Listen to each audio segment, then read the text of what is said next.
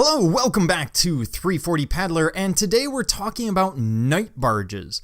Now, barges are a little bit scary on the river during the day, especially the first couple you come across because you don't know what to expect. Now, let's take that same image at night and you see where we start running into problems.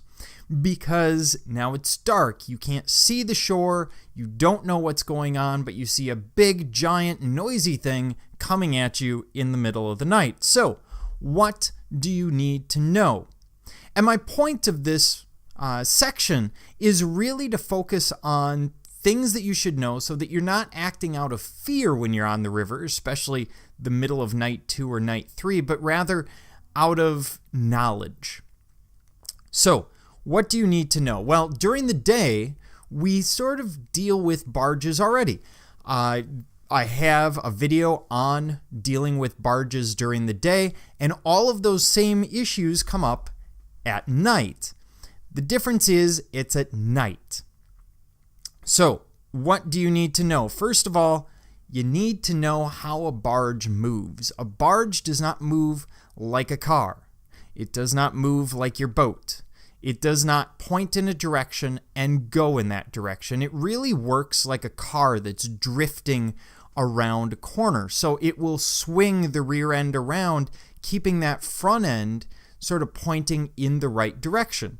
In practice, it looks something like this, where that rear end will whip around and be much, much closer to shore than you would expect it to be. So you do not want to be on the channel side. And what this means in practice, if you were to come across one of these barges in Burger Bend at night, and keep in mind at night your depth perception is off, so you want to be very cautious in these situations, but the front of the barge is going to follow basically the channel, something along those lines. I might be a little close to shore there. But the rear end of the barge will actually be following, especially in a curve, right along the curve. I spoke to someone last year just after the night barge in Burger Bend who said that the barge wasn't more than maybe 10 to 12 meters, 10 to 12 yards from them because they were on the outside curve. You do not want to be caught in that situation. Now, this is based on 2017 and the lights and signals they were using at the time. So in 2017, we actually had 2 night barges, one on night 2, one on night 3, both near the end of the race, really sort of the worst point where you could run into them. And this is roughly a setup that I'm familiar with. This isn't exactly my setup. I'll show you that in a minute. But what will happen is here we're in Burger Bend, and what we have is a situation where you're paddling around Burger Bend, you're the red canoe shape here, and you look down the straightaway after Burger Bend and you see a barge. So what's going to happen? Well, that barge is going to, as soon as they find you, as soon as they recognize that you're there, and they have radars and such, they kind of know where you are, but you can't count on this, they will shine a light on you. And this will be the most irritating thing because you will immediately run into night blindness. You won't be able to see much afterwards, but they will shine on you and then they will shine someplace else. And it will seem like a very random place, but for them, they're trying to put you in a spot where there's maybe a little cutout or something that they want you to go. To them, that is the fastest point to safety for you. It gets you out of the way. And this is what they were doing last year. So they would go back and forth multiple times between the paddler and roughly where they want the paddler to go. So if this happens to you, pay attention to the second light. If you see it swinging towards you, close your eyes, try and maintain some night vision, but then pay attention to where it's pointing after. So this is to give you some idea of where to go. But what do you want to do when you're out there? Maybe you're paddling at night, it looks something like this, and all of a sudden, there's your barge friend.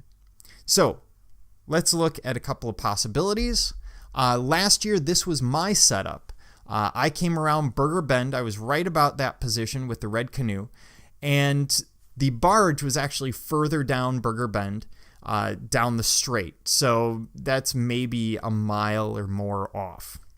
We saw the lights and immediately dove to the inside, and we found a cove, an opening in the shore that we kind of hide in right after Burger Bend. And at that point, we sat there for probably around an hour, hour and a half, because the barge was moving extremely slowly, waiting for it to come upriver. Now, yes, I lost a lot of time doing that, but at the same time, I was off the river. Had I waited and gone further downriver, waiting for that barge, say I met it down here, I would have, saved myself maybe 10 or 15 minutes. But now I don't have a lot of time to find shelter. Whereas up here, I have, 30, 40 minutes to find shelter up here. So plenty of time to find shelter, and in high water, that is invaluable. Now, my basic recommendation is get off the river or get into a very sheltered position.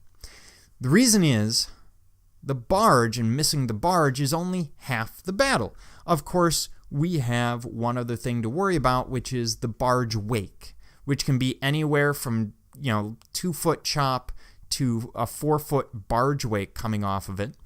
And remember, you're hitting it at night, so you can't see the waves coming at you. It's going to be much harder to deal with. So my personal recommendation is get off the river. If it's nighttime and you're not feeling fresh, perky, and up for an amazing challenge, get off the river.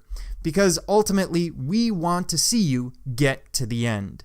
If you have any questions, comments, concerns, quarrels, qualms, quandaries, curse words, please leave them in the comments below. Otherwise, this is 340 Paddler, hoping that you keep your paddle in the water.